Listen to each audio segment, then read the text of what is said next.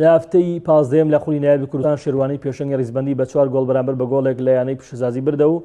پێگەی خۆی لە پلەی یەکەمی ڕیزبەندی بەهێزتر کرد.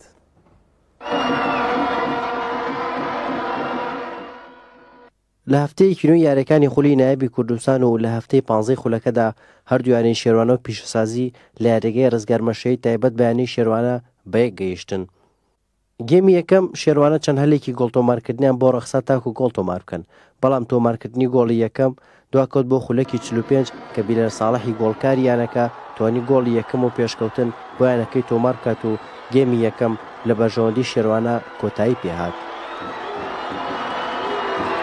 دوای دەستپێکردنەوەی گێمی دووەم پیشەسازی باشتر لە گێمی یەکەم دەبیندان و هێرشی یەک لە دوایەکیان بۆ سەر گۆڵی یانی شێروانە دەهێنا تاوەکو لە خولەکی هەفتە بە تۆپێک درەوەی ناوچەی سزا گۆڵی یەکسانیان تۆمار کرد. دواتر و دوای دوو خولەک لەو گۆڵە شێروانە جارێکی ترگەیشتنەوە سەر گۆڵی یانەی میوان و گۆڵی دۆمیان لە ڕێگەی محەممەد حوسێنەوە تۆمار کرد. شێروانە بەو گۆڵەوە نەوەستان و توانیان دوو جاریتر و لە خولەکەکانی 83 و 85دا تۆڕی گۆڵی یانەی پیشەسازی بەهەژێن و یاریەکەش بە ئەنجامی 4 گۆڵ بەرامبەر بە گۆڵێک لە سوود یانەی شێروانە کۆتایی پێهات.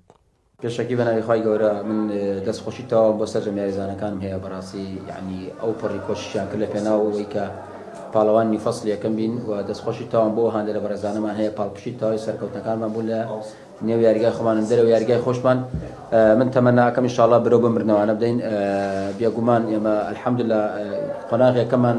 تاوەکو ئێستا بە 7 خاڵ لەگەڵ ڕکابەرەکانمانە کە کسی خاڵمان کۆکردەوە بەڕاستی جێ دەستخۆشی تەواوی دیسانەوە بۆ یاریزانەکانمان بێگومان ئینشاءڵڵا بتوانین بۆ قۆناغی داهاتوو باشتر و چرتر بتوانین ڕاهێنانەکانمان ئەنجام بدەین و پلانی نوێ بۆ تیپەکەمان داڕێژین ئینشاءڵڵا. لەگەر یانەی ڕزگاری کە توی شکست بووین یەکەم یاری دۆڕانمان بڵێونەڵی یاریزانەکان ئێمە گشتیان گەنجن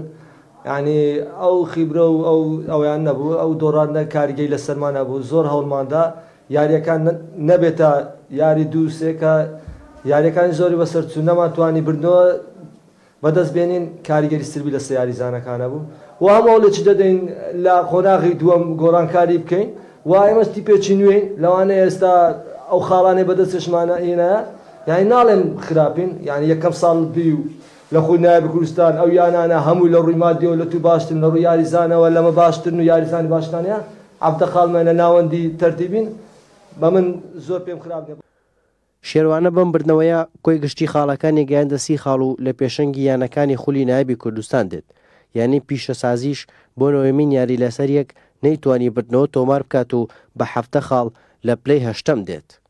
هارون ڕەشید کەناڵی ئاسمانی پەیام کەلار.